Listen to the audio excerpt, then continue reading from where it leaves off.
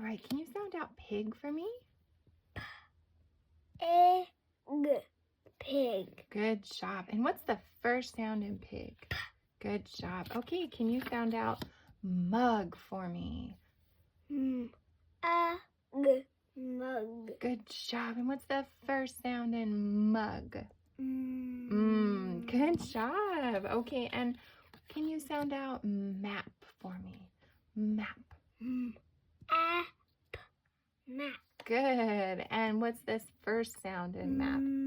Good. Okay, so if I lay all three of these out here, we have pig, map, mug. Which two have the same first sound?